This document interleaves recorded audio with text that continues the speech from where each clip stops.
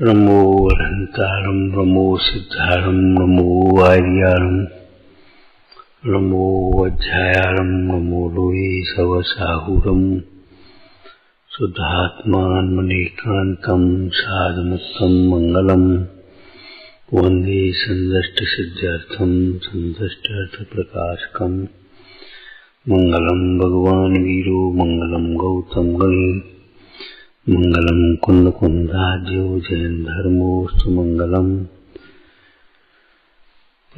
तिलयम देवं वंदितात वनिंद परिपूज्यम मोक्षमण पेहाऊ भवेजनानंद जननी हो।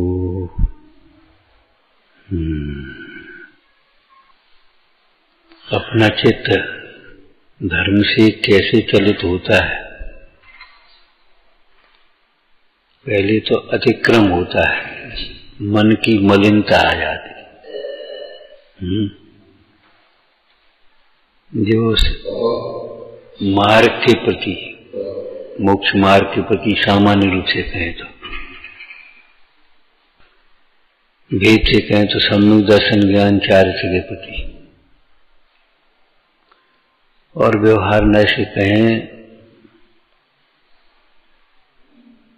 तो ज्ञानाभ्यास के प्रति, तत्व विचार के प्रति, सामायिक के प्रति, अपने नियम संयम के प्रति मन में कभी बोझा सा लगना, अनुत्साह हो जाना, अरे क्या बेकार, ये अतिक्रम, मन की विमलता नष्ट होना, माने उस कार्य के प्रति जो उत्साह था वो उत्साह नष्ट हो जाए। जैसे किसी की दुकान न चल पाए, थोड़ा लाभ कम हो तो उसको उत्साह नहीं है, क्या करें, ठीक है दुकान ही नहीं चलती, और अगर लाभ होता जाए तो उसका उत्साह बढ़ता जाता है। अब मोही जीव का ये है कि जैसे कोई धर्म कार्य करे तो आत्मानुभूति तो है नहीं, और आत्मानुभूति से उत्पन्न अतीन्द्रिय आनंद तक का स्वाद तो आया नहीं, वह तो उसने पढ़ा सुना है केवल, और वैसे ही देखा देखी, हाँ अच्छा है करता है अनाज। अब जब अतीन्द्रिय सुख आनंद नहीं देखा तो इंद्रिय सुख की वासना पड़ी है, तो धर्म कार्य करते हुए इस जीव को जहाँ इंद्रिय सुख मिलता है, इंद्रिय सुख मतलब मान सम्मान मिले, है अपनी इच्छाओं की पूर्ति हो, अनुकूल भोग संयोग मिले, तो इस जीव को उत्साह रहता है, वाह हमारी तो पूजा करना सफल हो गया, हमारा तो यहाँ आना बहुत अच्छी व्यवस्था, हमारा आना सफल हो गया, बहुत अच्छा लगता है, हमको तो ये कमरा दे दो, ऐसा कर, बस हाँ ठीक है दिया, बस खुश हो गया। और भैया तुम बहुत अच्छे हो, बहुत अच्छा करते हो, और तुमने कहा हम रसी करेंगे, ठीक बहुत बढ़िया बात, अब घी नहीं लेते, तुम्हारे लिए मलाई निकाल के रख दी, नहीं वाह बहुत अच्छे बहुत अच्छे। हाँ। और अगर आज तुम घी नहीं लेते तो कोई तेल की भी चीज नहीं बनाई और रूखी रोटी रख दी, तो आपको मन, अरे बेकार है रसी खाना, और रसी बनती नहीं है। उसी समय कोई शरीर में कमजोरी आए, वो रसी से दिक्कत होती है। आपकी रसी है दूध की और उसकी और खीर बन गई, अब तो अरे भैया कल बना दे, अब 10 लोगों की रसी थी, दूध बच गया, उन्हें खीर बना लो, और लोग तो लेंगे, अब तुम्हें मन में मलिनता है।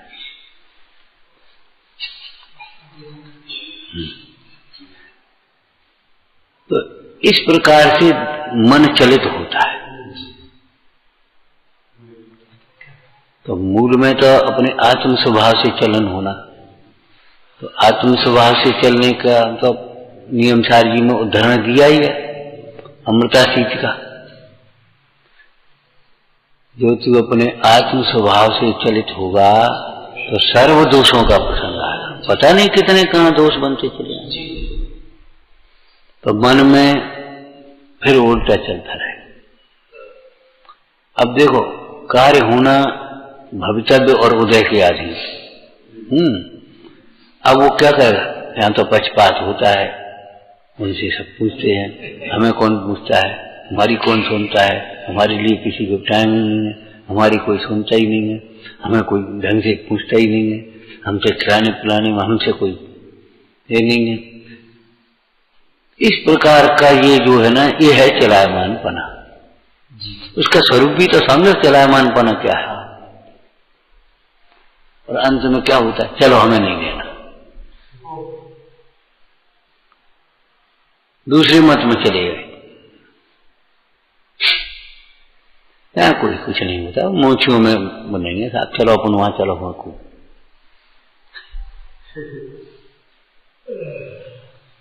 यहाँ कोई नहीं पूछता था, चलो अपने मैं चलो। अब ये तो जानता नहीं है कि ये जो यश प्रतिष्ठा आदि जो कुछ भी है वह तो अपने कर्णानुयोग से, अपने उदय अनुसार, और चरणानुयोग से अपने गुणों के अनुसार।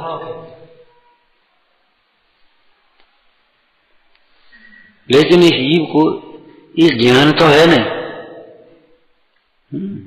अब वो सीधा सीधा नौकर्म पर दिखता है।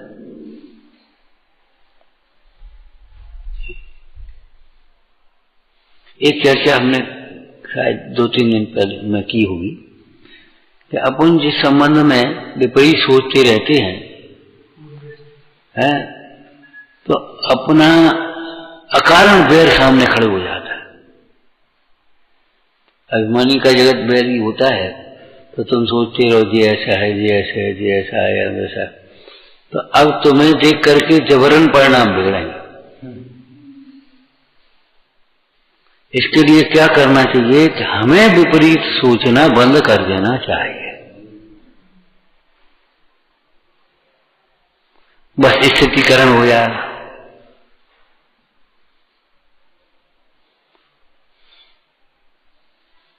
अब बताओ, ये पूर्व जन्म के होते हैं और पूर्व समय के भी होते हैं कर्म।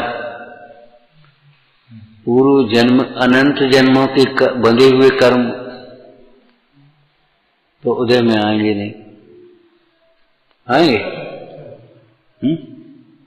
आ सकते हैं, क्योंकि तुम्हारा जो 70 कूड़ा कोड़ी सागर, 40 कूड़ा कोड़ी सागर का 4 समूह है, वो भी अनंत ही समझो। और अनंत जन्म की बात कहें तो जन्म मरण तो एक श्वास में 18 बार भी होते हैं। ऐसे थोड़ा ही है कि बहुत एक श्वास में 18 बार जन्म मरण। इतने में तुम एक दफे जन्मे और मरोगे, उतनी देर में तो वहां कितने ही जन्म मरण हो जाए। लेकिन हम कभी संख्यात असंख्यात भी सही, उससे कोई मतलब नहीं है। मतलब बहुत जन्म के बंधे हुए कर्म भी उदय में आते हैं, लेकिन वर्तमान के कर्म भी वर्तमान में उदय आते हैं। दूसरी बात, अभी वर्तमान के परिणाम का से क्या होता है बोलो? वर्तमान नहीं, वर्तमान का जो परिणाम है ना, उस परिणाम का निमित्त पा करके जो कर्म है ना, उनमें उदीना होती है। उस उदीना का प्रसंग पढ़ो, उदीना होती है।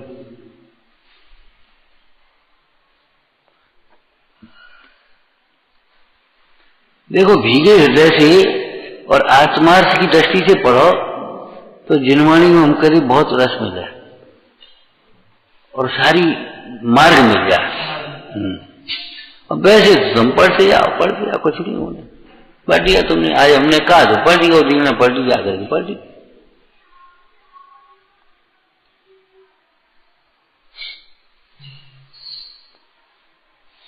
उसका मतलब प्रयोग देखो, अभिमान से ज्ञान नष्ट हो जाता है तो होता है या नहीं? अपने को जरा सी आलस्य हो और जरा अच्छी हवा चले गर्मी में, ऊपर जाकर के लेट जाओ, झट से नींद आती है कि नहीं, तो उदीर्णा होती है कि नहीं है। गरिष्ठ भोजन कर लो और ज्यादा भोजन कर लो, फिर देखो नींद आती है कि नहीं, उदीर्णा होती है कि नहीं। खूब बातें करो, थक जाओ, या काम करते रहो, थक जाओ, फिर देखो उदीर्णा होती है कि नहीं, नींद आती है कि नहीं आती। तो माने इन कार्यों से उदीर्णा होती है। तो अब देखो होती है कि नहीं होती। थोड़ा सा टाइम से दे उसको स्वाध्याय को, तब तुम्हारी समझ में आएगी हाँ होती तो है। अब शास्त्र में लिखा लोग बड़े धन में चित दिए, तो देखो धन ज्यों ज्यों धन आता जाता है तृष्णा बढ़ती है, तृष्णा नागिन त्यों त्यों ढंग के देखो बढ़ती है कि नहीं बढ़ती, देखो देखो बढ़ती। अपने में देख ले, दूसरे में देख ले, चाहे कहीं में देख ले, बढ़ती है कि नहीं बढ़ती, बढ़ती है। वो केवल धन की ही तृष्णा नहीं, समस्त विषयों की तृष्णा, जीवों की तृष्णा बढ़ती है। और पढ़ो और पढ़ो। तो उदीर्णा के प्रसंगों को ऐसे देखो, जैसे कोई दुख में पड़ा हो और उस समय कोई साधर्मी आया, तत्व की चर्चा करने लगे, तब तत्काल साता कर्म की उदीर्णा हुए है, तब दुख से सुखी हो जा है। तो देखो होता है कि नहीं होता है। अपन अच्छे बैठे स्वाध्याय कर रहे और तब तक कोई आया, उसने उल्टी बात करी और बुकर, तब देखो क्रोध कर्म की उदीर्णा होती है कि नहीं होती।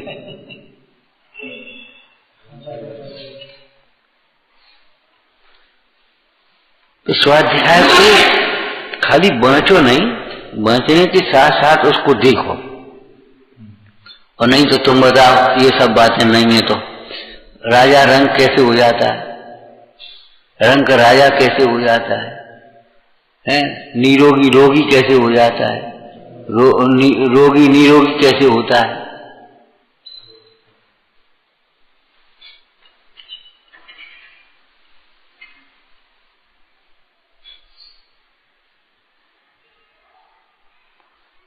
नहीं तो आप सोचिए। अच्छा, अब तुम बाह्य कारणों को तुम झट से घटाओगे, तो हम कहते वो ठंड बहुत है इसलिए बुखार आ गया, तो हम कहते इतनी ठंड में सबको क्यों नहीं आ गया, तुम्हें ही क्यों आया? अब तुम कहो कपड़ा नहीं पहने, वो ठंड में कपड़े उपड़े नहीं पहने रंग से इसलिए बुखार आ गया, ठीक है। तो बहुत से लोग कपड़े कम पहन रहे, गरीब लोग कह उनको क्यों नहीं आ गया? आपको एक अंतरंग कारण की ओर तो जाना ही पड़ेगा जो आपसे ही संबंधित होगा, दूसरे से नहीं होगा।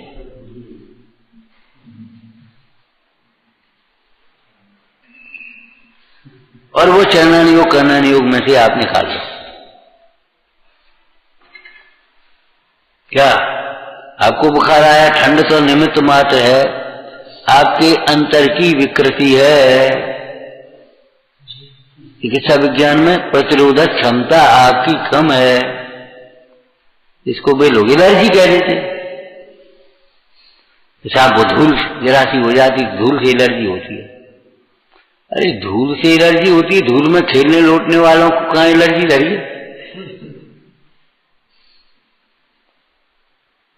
तुमने घृणा करी है डस्ट डस्ट करके, डस्ट वो एलर्जी का कारण बना है।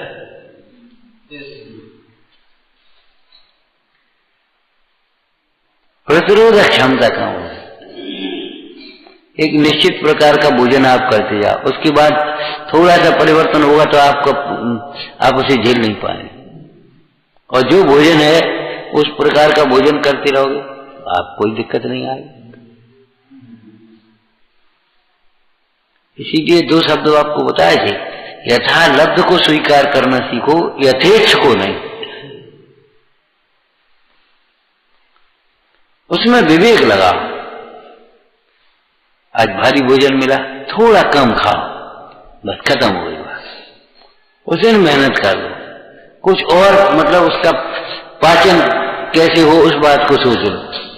शाम को नहीं खाओ, खाली सब्जी ले लो, खाली दूध पी लो, या खाली पानी पी लो, कोई बात नहीं, कोई तकलीफ नहीं होगी, पाचन हो जाए, काम खत्म हो गया।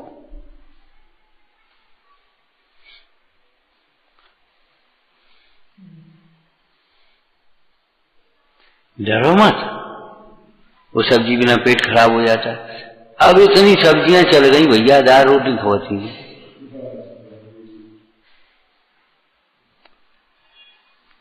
अब इतने फल चल गए, कहाँ फल हम तो देखे नहीं थे।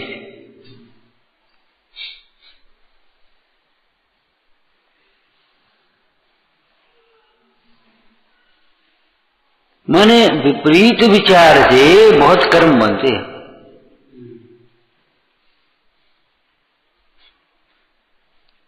समझ में आया ना? ये बात यहां तो हम कह रहे हैं, लेकिन सर्वेक्षण है। गांधी जी कहते मन का इलाज नहीं करोगे तो तन कभी स्वस्थ नहीं होगा। सीधी बात है, परिणाम साफ नहीं होंगे तो आपका स्वस्थ कभी ठीक नहीं होगा।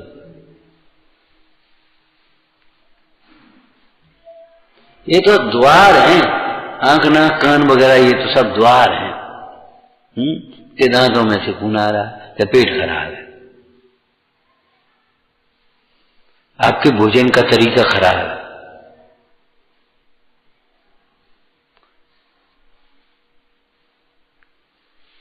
मतलब यहां की विकृति यहां नहीं अकेली, पूरे में है, पूरे शरीर में है। पेट की विकृति से रक्त की विकृति, रक्त थोड़ा इतने में है लेकिन पूरी विकृति पूरे में है। और तुम यहां का फोड़ा बंद करो, किसी तरह से बंद भी करोगे फिर हो जाएगा, दूसरी जगह हो जाएगा, तीसरी जगह। फोड़े बंद नहीं होंगे जब तक फोड़े का कारण नहीं होगा।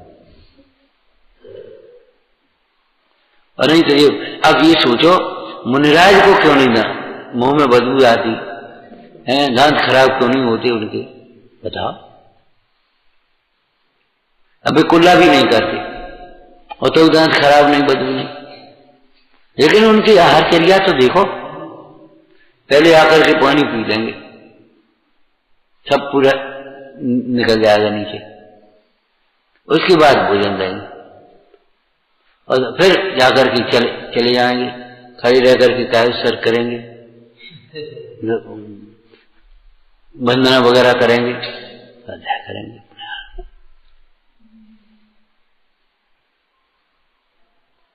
तुम अपने जल्दी जल्दी खाने पीने में उस बस लग गए और आके बैठ गए अपने बस अपने बा, अब वो तो कोई व्यवस्था खराब हो गई।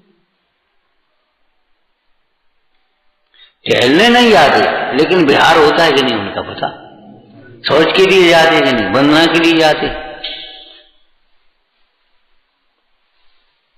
आहार के लिए जाते हैं, ये उनका चलना हो गया।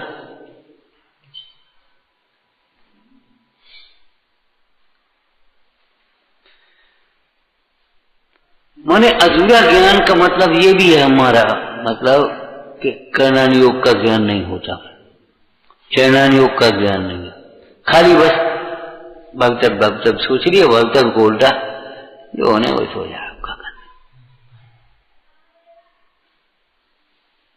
ये बहुत अधूरे ज्ञान है। आप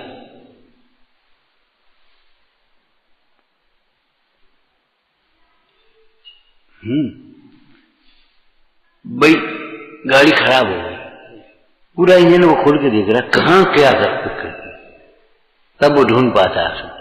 आप ऐसे चारण योग घटाओगे तब आप चढ़ा पाओगे, और नहीं तो लौट फिर के वहीं आता है। तो ये चलायमान पना होता है, दसनाथ चरणाथ वापी चलताम धर्म वत्सल, चलता चलायमान में काय से चलायमान, स्वभाव से चलायमान, तो स्वभाव की श्रद्धा से चलायमान, के स्वरूप लीनता से चलायमान, और नीचे उतर से आओ तो अपने किसी नियम से चलायमान, संयम से चलायमान।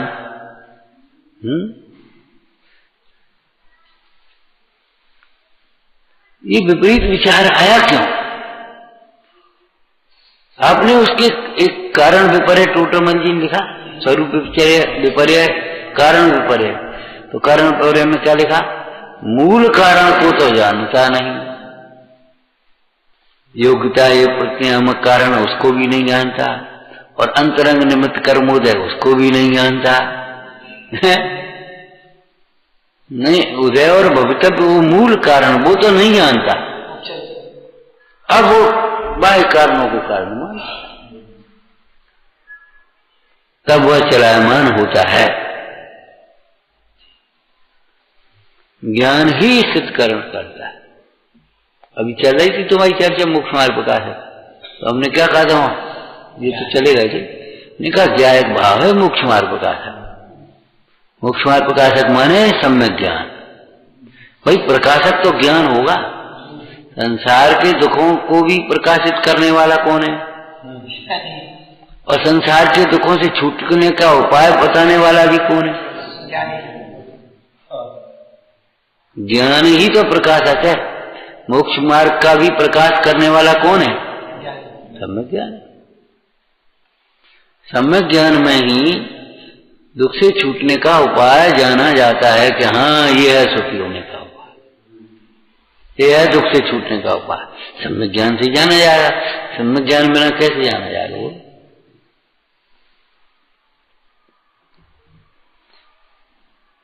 सरस्वती के कितने भेद कहे? अनंत धर्मण तत्वम पश्यन्ति प्रसिगात्मने सरस्वती मूर्ति लिखी है टीका में। कितने भेद कहे? एक तो केवल ज्ञान, एक सम्यक ज्ञान, और एक द्रव्य शुद्ध भाव श्रुत और केवल ज्ञान। जैसे ही तो लिखी सरस्वती की मूर्ति और हंस पर स्थापित होती है। हंस किसे कहते हैं? हंस एक जानवर तो है ही, वो तो तुम्हारा, वो कोई बात नहीं है, पक्षी। लेकिन हंस का मतलब ये है पानी और दूध मिला रखा है, वो दूध को ग्रहण कर लेगा। ऐसे ही जो ज्ञानी है, ये देह में मिले होने पर भी, कर्म में मिले होने पर भी, राग आदि मिले होने, उस ज्ञायक भाव को ग्रहण कर लेता, वो हंस बोलती है। और सरस्वती की सवारी हंस है, सरस्वती की सवारी हंस कही गई है, तो उसने चित्र बना करके, प्रतीक बना करके किया। जो संयोग में संयोग से भिन्न ज्ञायक भाव को ग्रहण करने नहीं जानता, वो सम्यक ज्ञानी कैसे हो पाएगा? कब हो पाएगा? तुम कहो कि हम राग आदि कर्मों से रहित हो जाएंगे तब हम सम्यक ज्ञान, तब राग आदि से रहित जानेंगे, तो हो कैसे जाओगे? बातें से। और लक्ष्मी की सवारी उल्लू है। हमने इसका अर्थ किया था ना, लक्ष्मी जिसके ऊपर सवार हो गई, धुन चढ़ गई, बस समझ लो वो रात दिन कुछ नहीं दिखाई देगा उसको। गरीब अमीर नहीं दिखाई देगा, धर्म कर्म नहीं दिखाई देगा, पुण्य पाप नहीं दिखाई देगा, कुछ नहीं दिखाई देगा, बस पैसा ही पैसा दिखाई देगा। पैसा पैसा पैसा पैसा पैसा। उसको दिखाई नहीं देगा सामने वाला मजबूर है। और देखो पैसा की बात नहीं, पैसा है जिसके जीवन का एक केंद्र बन गया, उसको दया नहीं आएगी, पैसा ला पहले।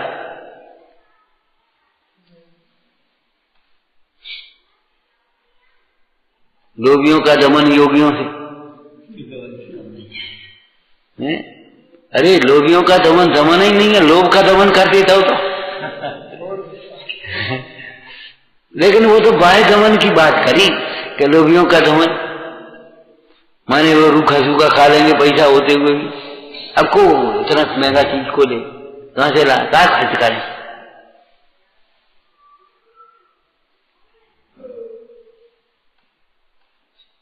किसी को बिल्कुल असमर्थ अवस्था में देख करके भी एक कौड़ी लेना नहीं भूलेंगे। पैसा की बात नहीं, पैसा तो बहुत हो सकता है, लेकिन पैसा के साथ में अगर ज्ञान है तो पैसा में आसक्त नहीं होगा। भोग है, भोगों में आसक्त नहीं होगा। और ज्ञान के बिना महाशक्ति हो जाएगी। महाशक्ति हो जाएगी फिर कहां दिखेगा? बोल, फिर नहीं दिखेगा उसको, कोई दिखता नहीं। खड़ा कहीं है, दिख कहीं रहा। तो चलताम धर्म वत्सल है। वात्सल्य पूर्वक स्थितिकरण होता है, स्थित किया जाता है धर्म मार्ग में। तो अपना चित्त कैसे चलायमान होता है, किन किन प्रसंगों में चलायमान होता है। मोही जीव जो भी अपना धर्म के नाम पर करता भी है, मैं यथार्थ धर्म को अभी नहीं जानता, लेकिन फिर भी सुन करके पढ़ करके कुल परंपरा से देखा देखी किसी अंतर के अभिप्राय से करता भी है, धर्म बुद्धि से चलो कुछ धर्म ही संग आएगा, तो उसकी स्थिति ये होती है कि पुण्य के उदय में उसको जो अनुकूलता मिलती तो धर्म में उत्साह बढ़ता है, और अगर प्रतिकूलता होती है थोड़ी बहुत तो अपने मन को समझाता है, और ज्यादा होती तो फिर छूट जाता है, बुझा। पहले मन से चलित होता है, फिर वचन से चलित होता है, फिर क्रिया से चलित हो जाता है। क्रिया से चलित होना सामने दिखाई देता है, लेकिन मन से चलित होना दिखाई नहीं देता वह स्वयं को, और वहीं के वहीं अगर मन चलने को रोक लिया जाए तो वचन और काय से चलित नहीं होता।